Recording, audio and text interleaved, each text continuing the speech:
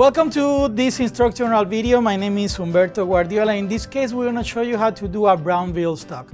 The components of our brown veal stocks are veal bones, mirepoix, water, we have tomato paste, and we have a sachet de peas. Well, the first thing that we want to do is we want to talk about the bones, all right? We have in here veal bones that we have cut to 2 inches. Traditionally, we cut the bones to 3 to 4 inches, but if we do this, if we cut them this small, well, we're gonna obtain a better release of flavor.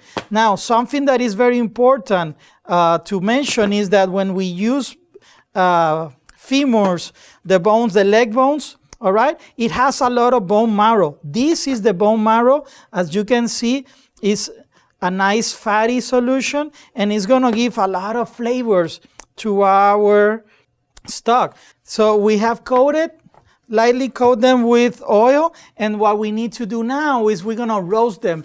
We want to roast them at a 400-degree oven until they're dark brown but not burnt, okay? So that's very important. So we're going to come in here and roast them for about 45 minutes. So it's been 45 minutes. As you can see in here, we have a nice color of our bones. All right, so what we're going to do is we're going to put them in our pot. We are going to add our liquid, and we're going to start bringing this liquid to a boil. All right?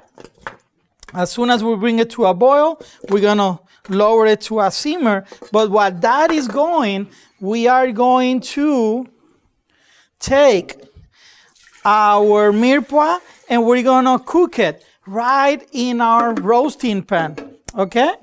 So what we're going to do in here, I'm going to remove the excess fat, leaving just a little bit. And I'm going to start caramelizing my carrots and my onions.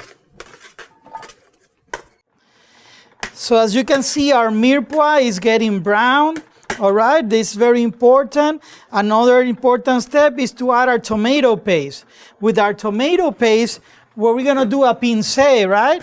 Which is the browning of the tomato paste and the mirepoix to further enhance the color and the flavors.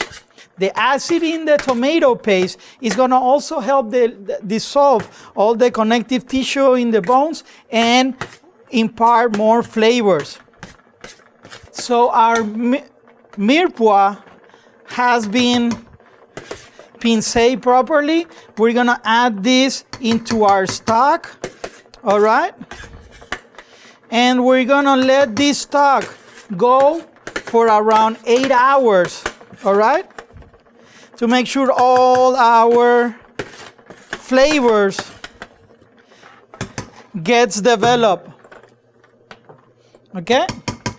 The last thing that we're going to do is we're going to add our sachet de peas, and we're going to let it simmer. All right? 180 to 200 degrees. And then we'll just strain it and cool it.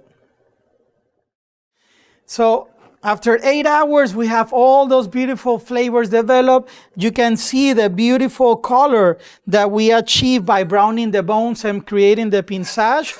And the only thing that we have left is to strain our stock to make sure that we remove all those impurities, all right?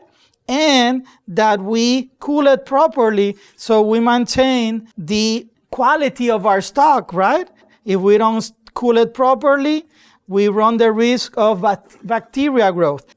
So as you see, I'm straining it through a chinoise with a ladle. I don't want to pour it because if not, I can make it all cloudy. All right?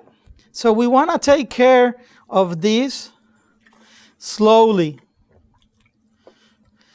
So now that we have finalized straining all the stock, we are going to cool it.